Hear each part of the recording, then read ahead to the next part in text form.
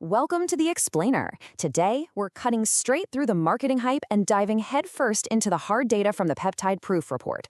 We're going to explore the biological origins of modern cosmetic peptides and confront a really fascinating reality. Aging skin fundamentally mimics a poorly healing wound. Expect a fast-paced, evidence-based analysis on the latest biotech breakthroughs. Let's get right into it. Here's our roadmap for today. We'll be hitting the wound healing connection, diving into how GHKCU actually works mechanically, comparing the clinical evidence versus the hype, looking beyond GHKCU at other key peptides, and wrapping up with a future of biotech. All right, Section 1, the wound healing connection. Let's trace the actual pedigree of these molecules, because spoiler alert, they didn't start anywhere near a cosmetic counter. The historical timeline of this research reveals a rigorous and honestly kind of surprising clinical history. It turns out that high-end serum on your shelf, it was basically born from 1980s burn unit biology.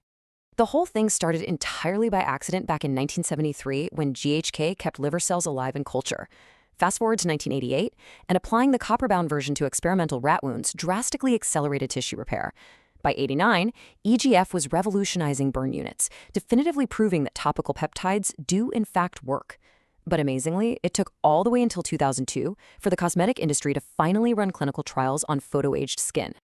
Our first real clue that this molecule was biologically vital actually came from observing our own aging process. When you're young, you've got about 200 nanograms per milliliter of this protective factor coursing through your plasma. But as you hit 60, that number plummets to just 80. This massive drop-off was a huge red flag for researchers. It signaled that GHK wasn't just hanging out in the background, it was actively keeping tissue young, and, well, we were simply running out of it. Moving on to Section 2, how GHKC actually works. Let's look under the hood at the specific molecular pathways that make this such a potent vehicle for tissue remodeling. 4,000, that is the number of genes GHKTU regulates. And look, this isn't marketing fluff. It's a staggering, measured biological phenomenon. It doesn't just trigger one isolated pathway. It literally gets into age cells and resets their gene expression patterns right at the transcriptional level, so they actually start behaving like young cells again. Think of it as basically rebooting the cell's operating system. To understand how it physically rebuilds skin, we have to look at lysyl oxidase. You can think of this enzyme as the master construction worker building the scaffolding of your skin. GHKCU acts as a direct delivery truck, shuttling essential copper ions straight to this worker. Without that copper, the worker has no tools, and your collagen fibers just remain loose, sagging, and structurally weak.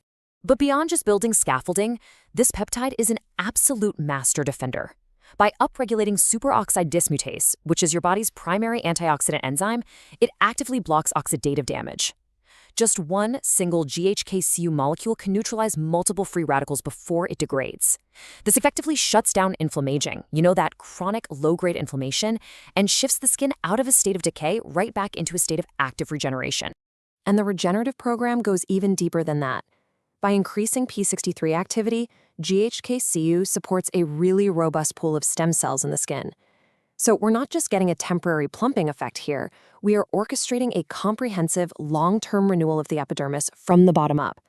We're quite literally giving the skin the raw materials it needs to sustain its own repair over time. Okay, Section 3, clinical evidence versus hype. It is time to separate the hard biological data from the industry noise. This distinction is probably the most crucial reality check in the entire peptide space. While the cosmetic effects are very real, the level of evidence is undeniably lower than what we see in medical wound healing.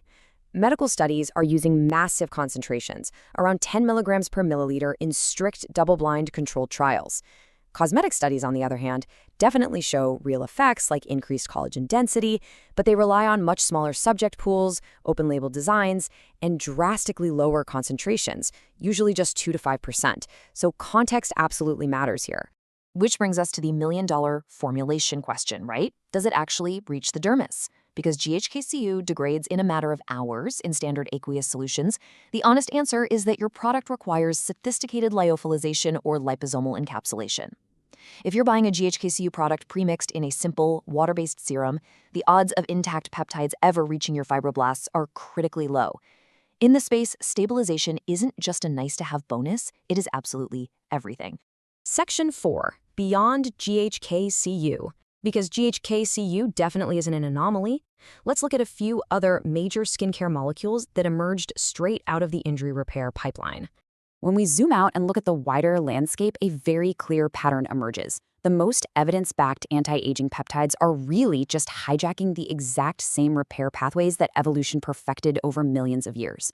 Take EGF, for example. Incredible wound-healing data, but it's a massive molecule, so it struggles to penetrate intact skin without microneedling. Then there's Matrixyl, a brilliant motrikine that actively tricks your body into thinking collagen has broken down, which forces it to double its new collagen production.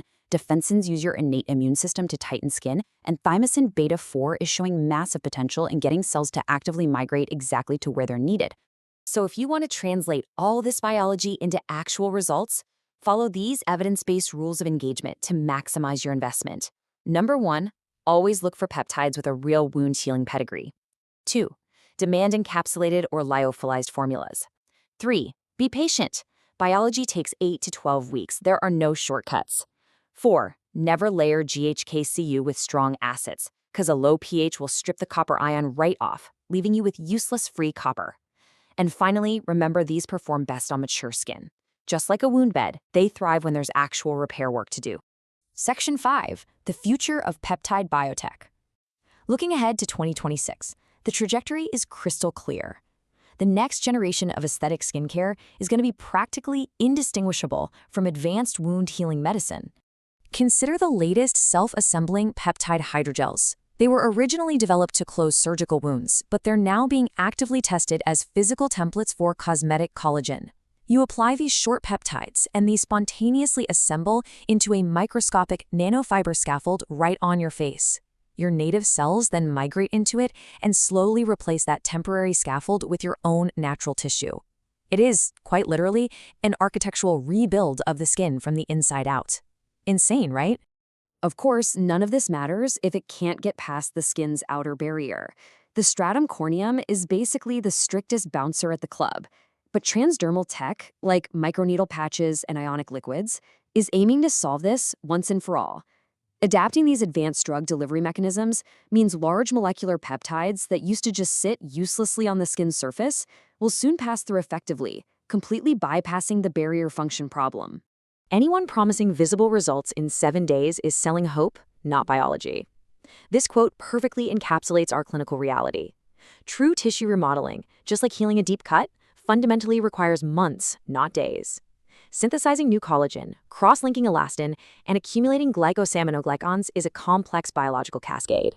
It takes a minimum of 12 to 24 weeks to show a truly meaningful difference. As cosmetic science continues to borrow from millions of dollars of NIH burn unit funding, the machinery of tissue repair has become the exact same machinery we use to maintain youthful skin. Thank you for joining this explainer. Keep questioning the hype, look closely at your formulations, and always follow the biological evidence. With decades of research mapping the exact molecular pathways of skin regeneration, what will the next wave of clinical peptides rebuild for you?